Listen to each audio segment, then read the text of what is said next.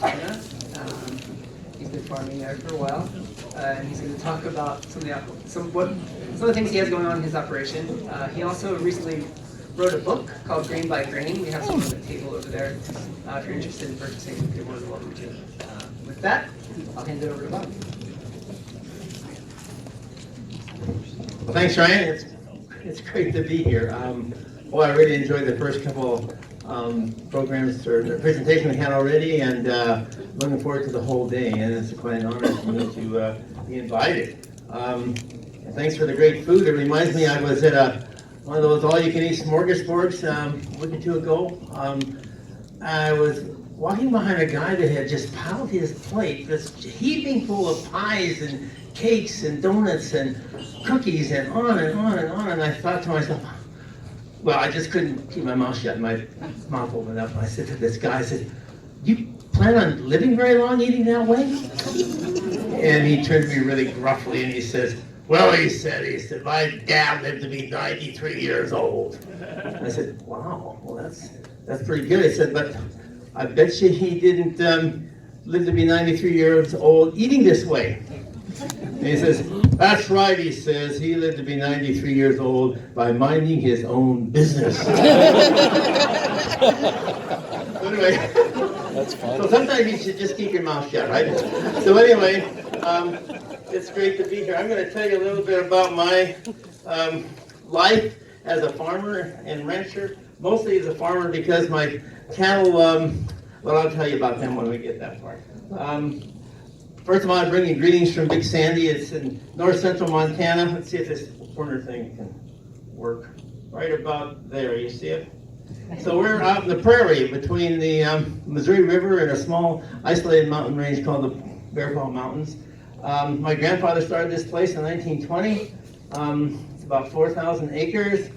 There I am in my last combine, and I'm at the point now that I'm really at the torch passing point, and more than the torch bearer. And I think it's really good as we get to that point to start to figure out our transition program. And so I started working on mine about 10 years ago, and 2 years ago I was able to rent my farm to a couple guys that had been working for me, one for 6 years and one for 2 years, and they're doing great. I had 40 years to farm, and I loved it, and now it's the time for the next generation to have their turn. I had my turn, now it's time to give them a turn, and that's what part of the joy to see that transition go on. So I've downsized from 4,000 to 4 acres, and on that 4 I'm trying to grow all my own food, which is a great fun thing to do. I'm doing a lot of experiments with dryland vegetables, and I do a lot of experiments with different cropping systems and different wheat lines and that sort of thing. And I also have a small orchard on the prairie, which people say you can't do either. So I love to do, or try to do those things that people say you can't do. So for those of you on the other end of the spectrum that are just getting started, I hope you have an entrance plan, because that's also important. My entrance plan really was by the seat of my pants. I went off to college for 10 years. I grew up loving plants and science, so I decided to combine those two. I studied at Montana State University, got a botany, an undergraduate degree in botany, and then a master's in plant pathology, and went on to UC Davis and got a PhD in plant biochemistry. I thought I would be a great plant scientist, you see, and went to school for college for 10 years, and you think that may be enough. I tell you, my parents certainly thought it was enough. But at the end of that, I really was a little disillusioned with what was going on in academia, and after a couple of years of starting a small business, so I left that and started a small business in California. After a couple of years, I decided to move my family back to the farm. And I tell you, I came back to the farm with no notions to change anything. I thought everything was going pretty well the way it was. We had 2,400 acres at that time. It was half grain, mostly wheat, little barley, and half cattle. We had 1,200 acres of pasture, 50 cow, calf, great herd, and that's what I came back to. It was a perfect size for one family in those days, in the late 70s, but it was a little bit tight, well, it was a lot tight for two families to be supported full time. And so I started trying to figure out what we could do to bring some more income to the farm to support two families. I didn't really want to go to town and get a job. That's not why I came home. And my wife had 3 kids, and she already had a full-time job. She informed me, and so I started trying to figure out what we could do to add value to what we already had. I finally found a cousin in Southern California who I convinced to sell our wheat, which is high protein baking wheat, directly to whole grain bakers in Southern California. And after just a couple of weeks, he found a market. He found a baker that started taking a truckload a week. This is amazing to us. Wheat was selling for about $3 a bushel at that time, and he gave us $1 a bushel premium. So we increased by 1/3 what we were getting for our grain, right? Just like that. It was a fantastic excitement, and I thought, wow, this is the way to do it. So everything was going fine. First year, we started in '83. We called it Montana Flour and Grain. It was located in Fort Benton, about 50 miles from us, because that's where as far as the truckers wanted to come and get it from Great Falls to take it back to California. And there's a good cleaning plant there, and we cleaned it and bagged it and put in 50-pound bags. And so now I was selling wheat actually by the bag, but the 50 pounds instead of by the truckload or by the bin. And it was really a big help to us.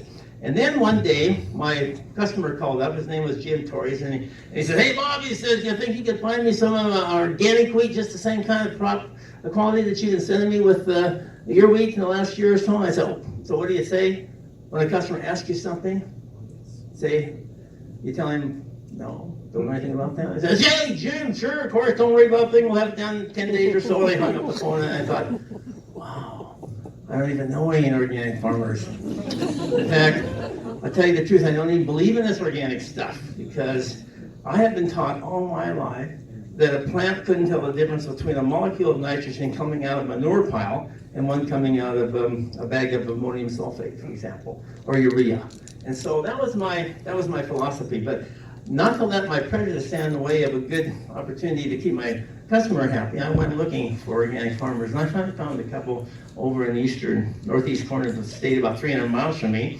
I went up there with my truck, loaded up with grain, signed his affidavit saying he complied with the California law, and off we went. And my customer was thrilled. He said, "This is great." He says, "I'll take another load," and then another, and then another. And pretty soon now, I'm really scrambling to find organic farmers, and I was able to keep up with this demand. It wasn't really a lot in those days, but I was quite amazed and starting to talking to these guys. And I had been a member of Farm Bureau and Grain Growers, and been used to going to their conferences every year where they talked about the farm program and how the price of wheat was in the toilet, and it was woe is me, and what are we going to do, and now it was on and on and on.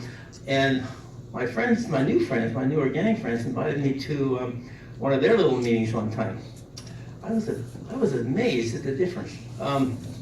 They were talking about their farms.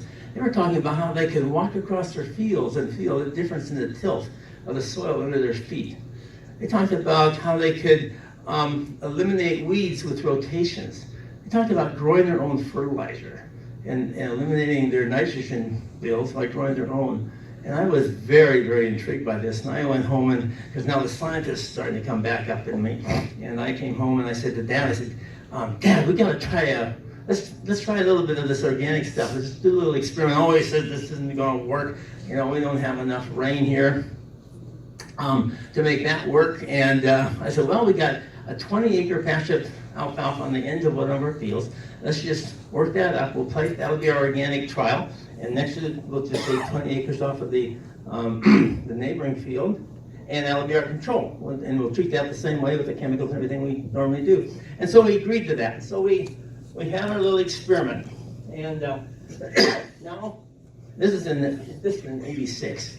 And now my whole farm became my laboratory, and my garden later on. But I was really excited. So we planted this 20 acres into winter wheat, and next to it, 20 acres is chemical, just the way we had been doing it. The only thing we did different is we used narrow spacing drills in the winter wheats that we usually use in spring wheat, because my friends told me you got to get the ground covered as fast as possible for weed control. And so I used a 6-inch space drill or 7-inch space drill instead of the 14-inch space drill we usually use for winter wheat, planting in the fall. And my neighbors started questioning that right away, because unfortunately this was on the road to town, you see. And then when my neighbors found out that I was doing an organic experiment, Well, they just figured I'd been in California too long. But anyway, they humored me, and at harvest time, I was so excited at harvest time because at harvest time when we cut both of those plots, the yields were almost the same. It wasn't a great year. We had about 37 bushels in the organic field, maybe 38 in the chemical field. Protein was another important thing to us. We had about 15.4 in the chemical field, about 15.6 in the organic field. I was thrilled to death. Man, the experiment had worked. And my dad was astonished. Here he had been spending tens of thousands of dollars every year on herbicides, on nitrogen fertilizers, and everything that science had to offer to increase his yields. And here this whippersnapper upstart coming back from California kid of his had equaled his yield and his quality with a one pass of using a alfalfa-based organic system where the alfalfa had taken out the weeds and had supplied the nutrition for the crop.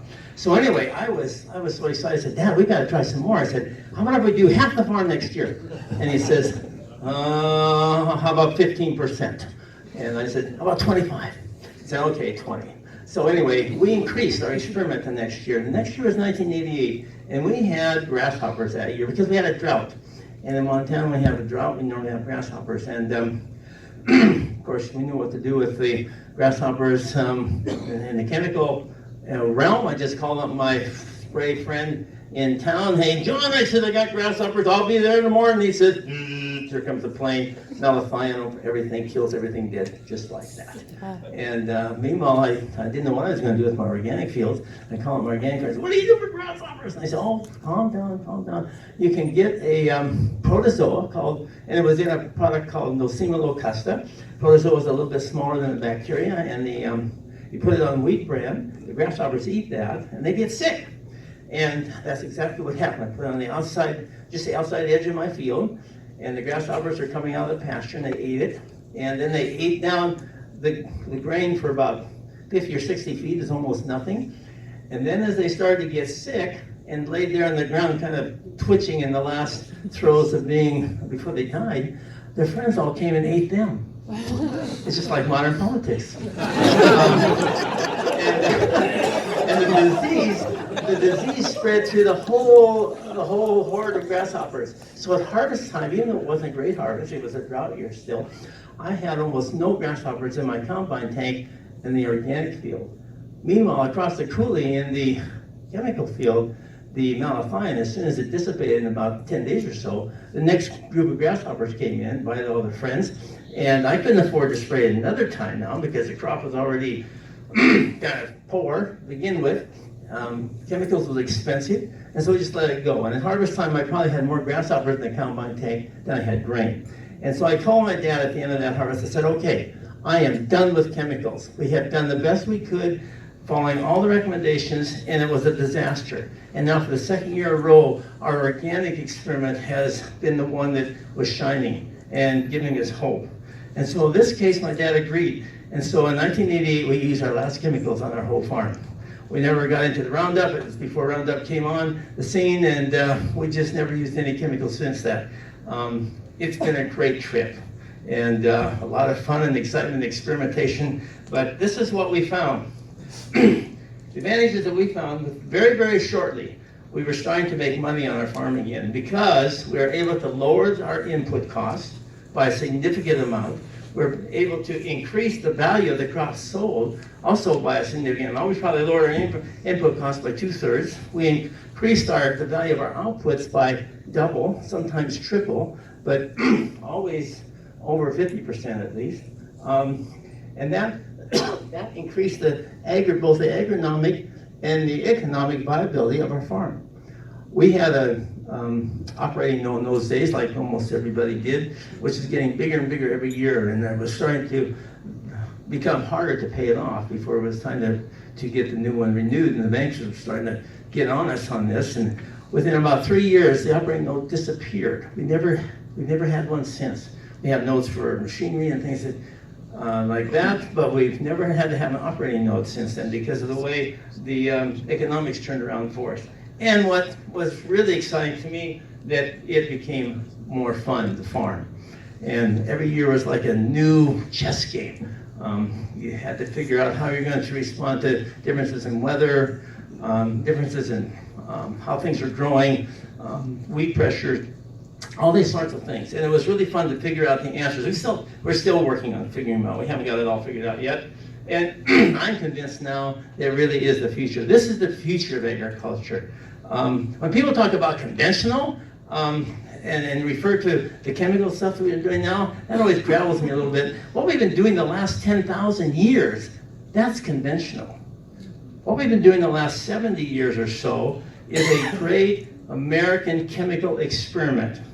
And I tell you truly, the wheels are starting to come off that bus in all kinds of different ways, with resistant weeds, with increasing pollutions, with increasing disease all over, with the loss of nutrition in our food. So anyway, there's lots to be concerned about this experiment, and it's time to start looking at alternatives.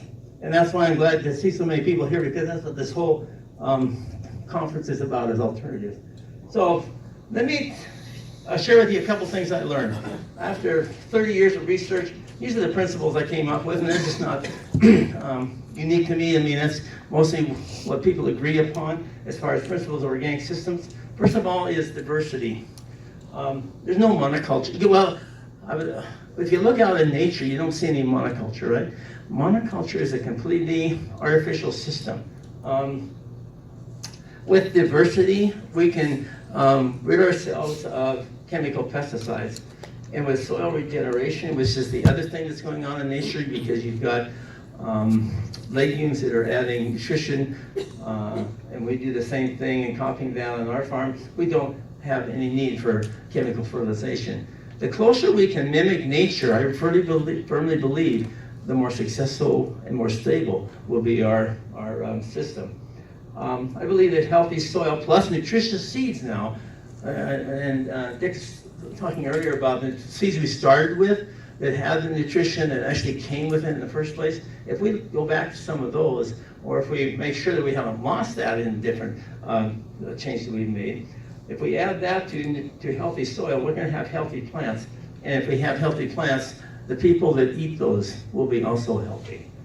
So, remember when I told you earlier how I was taught and believed that a plant couldn't tell the difference between nitrogen coming out of a manure pile and one out of a sack of chemical fertilizer? Well, maybe that's still true. But our focus is no longer on feeding the plant. Our focus now is on feeding the soil and the vitality of the soil. The last presentation we had was all about that. I thought that was so interesting. It's the soil that feeds the plant, and vice versa. The plants also feed the soil. It's a synergistic thing. So you look at the forests and the plains and the oceans and everything where there's so much diversity that's in nature, and you wonder how that has all gone on for thousands of years. There's no fertilizer trucks, there's no chemical planes spraying poisons, and yet that system has been maintained because all of the living parts of that system, the large animals, the birds, the small animals, the microbes, the plants, the fungi, everything that's there gives and takes from the system in a perfect recycling of nutrients and of life. And that's how it works.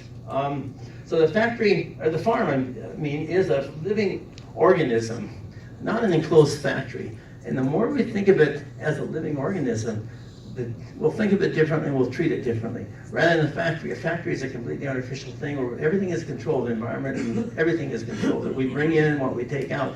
Farms are not factories. So, you already have this slide in your program, I saw. So I don't need to spend a lot of time with that, but it's just to give you an idea of how we mimic diversity. I didn't really get a chance to start companion cropping and some of the cocktails that we heard about here before the break, which I think are very, very fascinating. But this is what we were doing in the last few years to mimic diversity. We were planting every other year a soil building crop, which are in red, and every other year a cash crop, which is in black.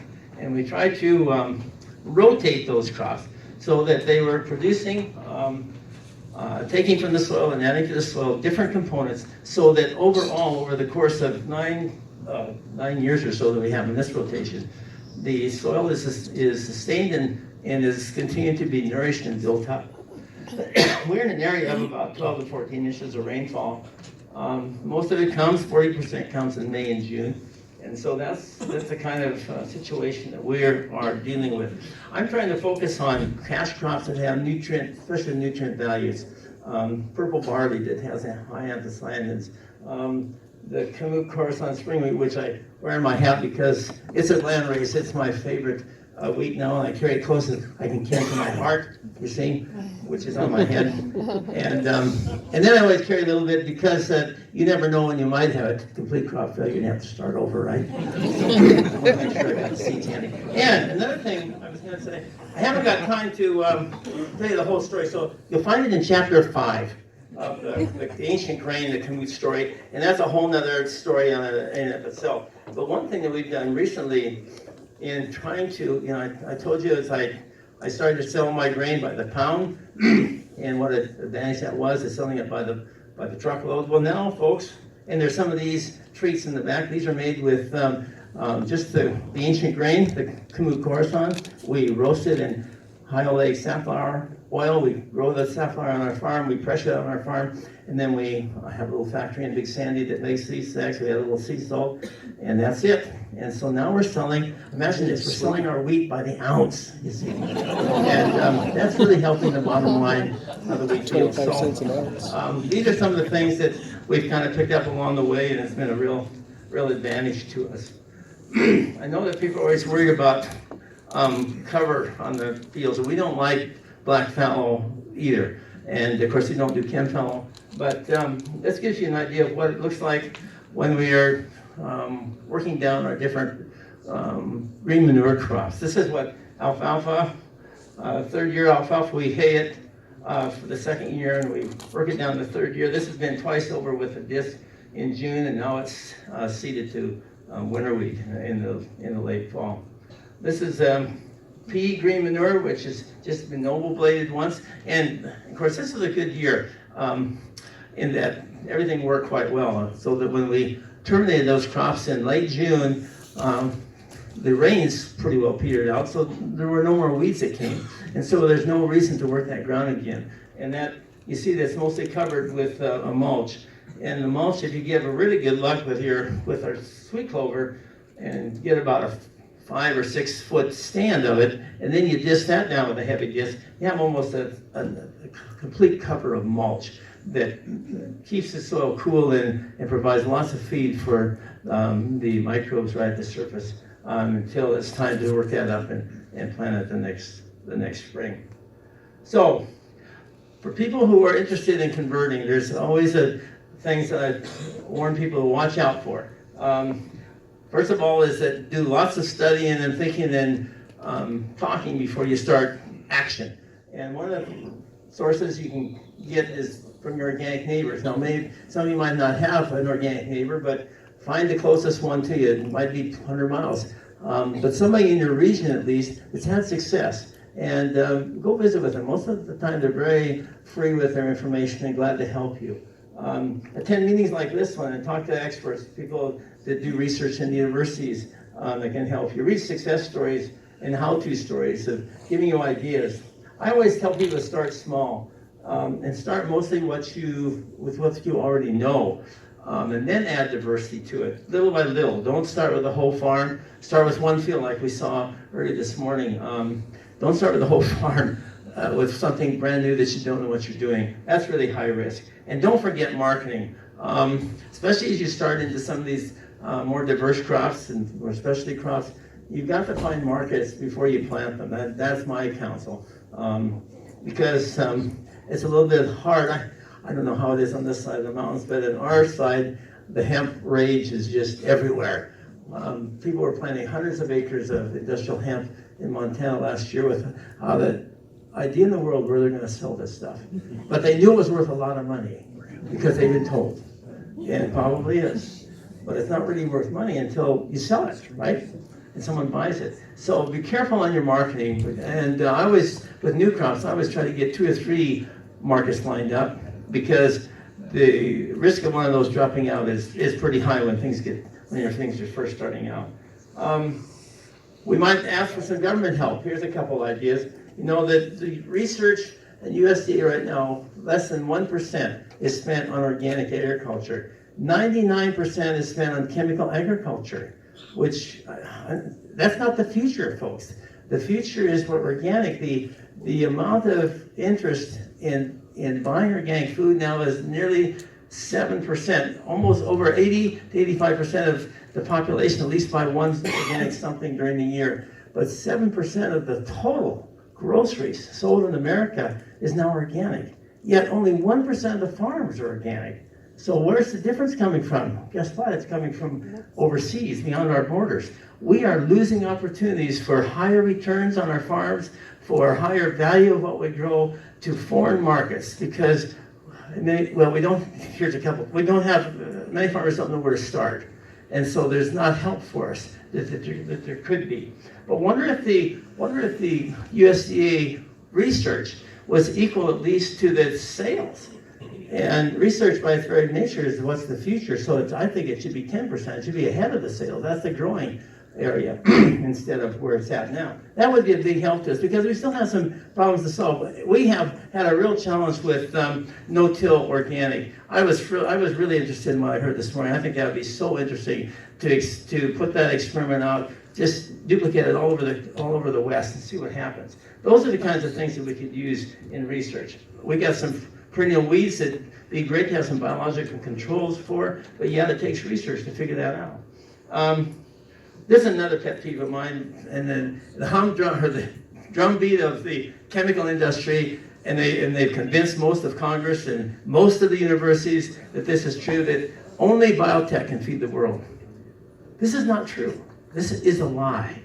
First of all, the Western world right now feeds less than 1/3 of the world's population. 2/3 of the world's population lives in Asia. If you add Africa to that, now we're up to 3/4 of the world's population lives in these two regions. Most of the food, we supply some of it, but most of it, the vast majority of that food is supplied locally by small farms in the local region. And research papers coming out of, and these are peer-reviewed journal articles of research coming out of India and out of Africa, have demonstrated that if those small farmers would go be converted to regenerative organic techniques, which many times are pretty close, they just need to beef up their soil building programs and their rotations a little bit, they would increase what they produce by 2 to 3 times. This is the future. Who's going to pay for all these chemicals if they think that the chemical industrial system can be applied to the whole world? It's not workable. And finally, I wonder if we had at least one county Asian and each county in America trained in regenerative organic practices. So that if you have a question, you don't have to call clear to the next state or across the country. You can go to your county agent right in your own home area. This would be a big help for us. We got a couple challenges I see that are quite serious. One is the chemical contamination of our planet, including organic farms. We're having Roundup in the rain right now that falls on our farm. We're having accumulation of glyphosate in our soils because of the millions of pounds of glyphosate that's being used all over the country and now is getting into the rain and it's falling on all of us. This is a huge problem. What can we do about it? Well, the health concerns are starting to become more and more evident. So why don't we let the health concerns drive this idea, chemical free by 43. That's 23 years. So, thank you. It's a goal worth really striving for. We can't do it overnight, but unless we start toward it, we'll never reach it. And we can't keep going the way we are going. We're poisoning the world. And let the shoppers drive us to 100% organic by 55. And let me show you how that would look. In the last 35 years, we've gone from near zero to about 7% of the food in this country is organic. The last 10 years, the average growth rate is between 8 and 9%. If we continue at that pace for the next 35 years, we will be at 100%. This is what's coming. And as farmers, we can help be there and be part of it, or just hang on and miss the boat. Half of my neighbors are gone from 50 years ago. I don't call that success. My little town of Big Sandy has gone from 1,000 to 600. Half the main street is gone. I don't call that success. The industrial, chemical, food industrial complex is not our friend. And we need to look at alternatives. Next big challenge in looking at that is to make sure that we avoid the transfer of industrial model of cheap food over top of organic. And to do that, I think we should tie high value of good organic food to fair farm gate prices and fair wages. I've heard people say, "Oh, we don't need to expect organic to be more expensive." Well, that's crazy. Farmers are going broke every day because of cheap food. That's one of the problems. And so to say that organic farmers should also have the same goal, this is ludicrous. We should reconnect the idea of food and health. They really do go together. And if you look at what we spent on food and health over the last 60 years, it's about 26% of the total of what we spend in our homes. What's different in the last 60 years is the percent of each one. As we used to spend about 18% for food, now that's down to 8 or 9. We used to spend 7 or 8% for healthcare. That's now 17 or 18. They just switched. So why not we, and we're not really any better health, we're worse health. Chronic diseases on the rise in this country to the point where in a few years we keep extrapolating them. It doesn't look like there'd be any way to even pay for them. When I go to Washington, I tell my congressional friends, I say, you guys are back here fighting all the time over which is the best healthcare system. And I say to myself, you're asking the wrong question. And I think to myself, as usual, I said the question you should be asking is not what's the best healthcare system, but why are so many people sick? And if you'd have the courage to investigate and study and find out the root cause of that problem, then the healthcare system would be a much smaller, and do something about it, then the healthcare question would be a much smaller problem to deal with.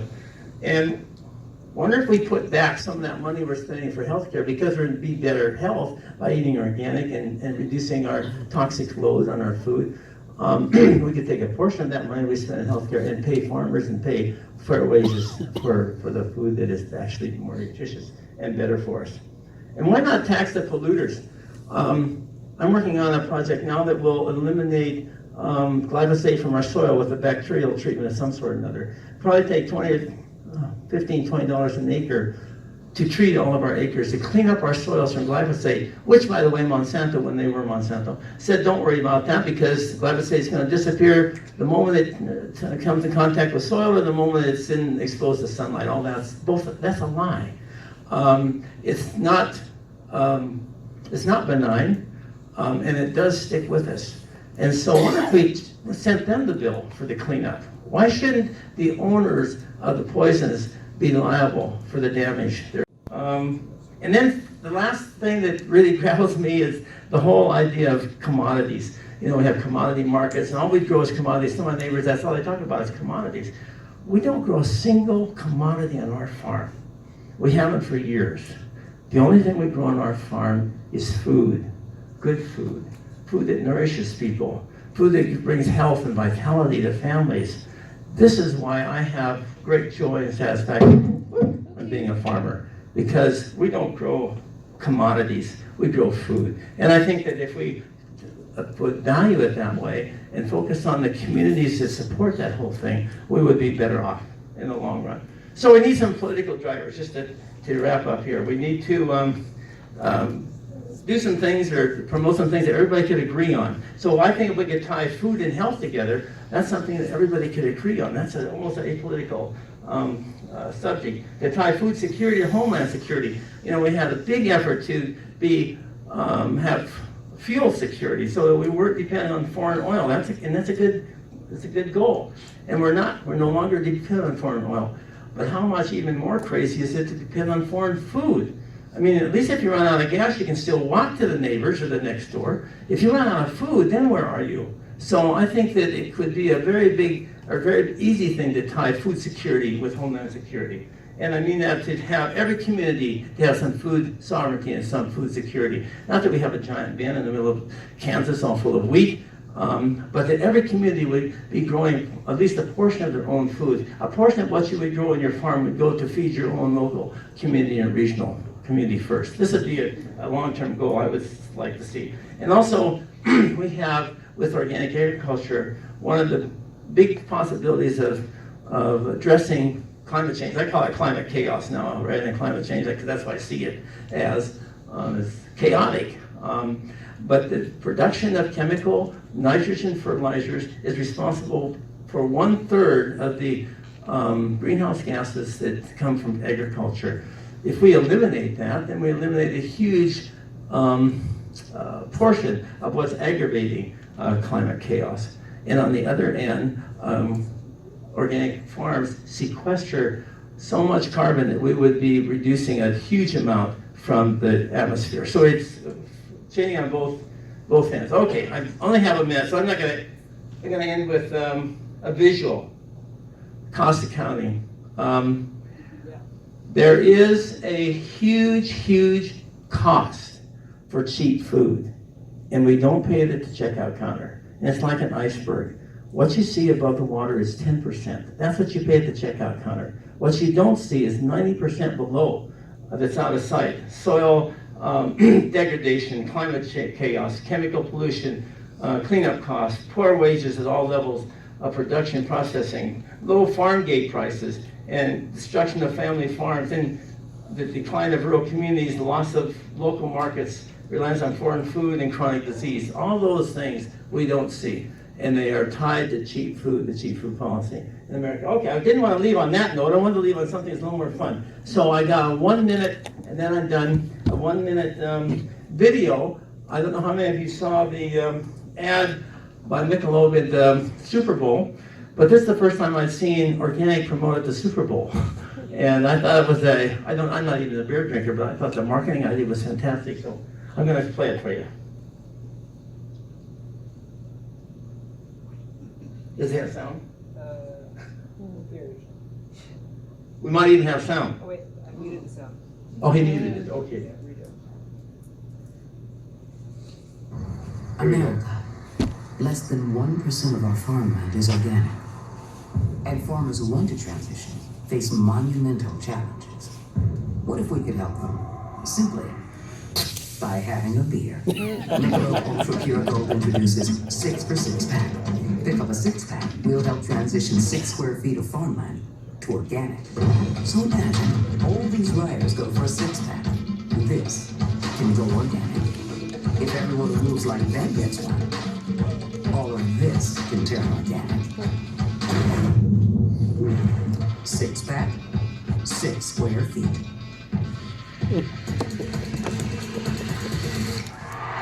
And if every football fan picks up a 6-pack, we could change America's organic farmland forever. I'm gonna go out and buy some beer. So I did a little math when I got home, and I figured out this little package of half an ounce would support 0.6 square feet of organic. So I was trying to start to advertise. So thank you very much for your time.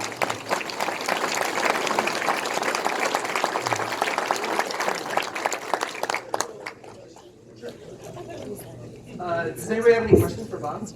One question. Foreign organic, is it a label change or do foreign countries actually have good organic food? So, the question of foreign imports that are organic, are they really organic? This is the question. And we know, especially several years ago when this first started coming up, that vast regions of Ukraine and former Soviet bloc countries are starting now to bring grain through Turkey into America.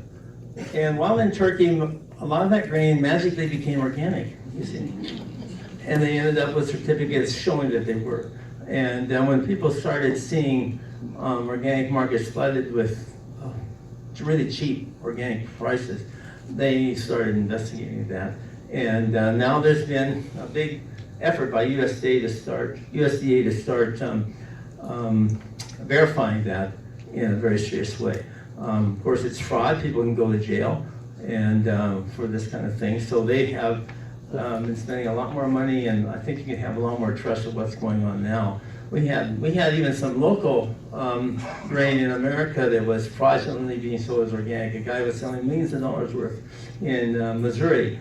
The FBI caught him, and he went to trial and was sentenced to 10 years in jail and committed suicide before he was hauled off to jail.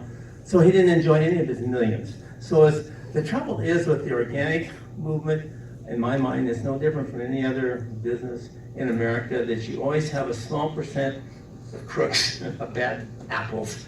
And we're not immune from that any more than anybody else. But the vast, vast majority of people really try to do what's right and police each other and make sure that we have integrity in the seal and it's backed up by federal law. So, although that there's always going to be a bad apple here and there, the vast, vast majority is you're getting what you paid for, and you're supporting organic farmers.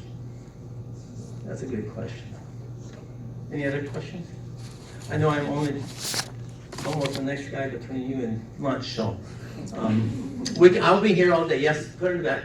How are you going to clean up glyphosate on the farm? What was that? How was you clean up glyphosate Oh. on the farm? Well, I met a guy at the Acres Conference in December from Ohio who says he's got a concoction of bacterial something or another that can digest glyphosate. And so I'm going to put out a replicated experiment on my farm and on my neighbor's, who's a chemical guy that uses glyphosate routinely, so his levels are much higher than ours, and just see what it does. And I'm going to design an experiment in conjunction with my friends at Montana State University that can be published. And so if you see or if you hear something by next Christmas, let me put this: if you don't hear anything from me by next Christmas, please don't even ask. But if we have success, you're going to hear something by next winter, this time next year. So we're hopeful that will work. He claims it is, but there's been nothing published on it. I have not seen any data. But he's been working on it for 2 or 3 years and claims it will work. So we'll see. We'll see. Any other questions? That's a good question. And that's one that I'm very hopeful this will work out, because this has been very troubling for me the last 6 or 7 years since we first discovered it. So thank you. Thank you very much, Mike. I'll be here all day. If anyone wants a book signed, I'd be happy to sign your book. Help yourself to a treat in the back. There's no charge for these. So have a great conference.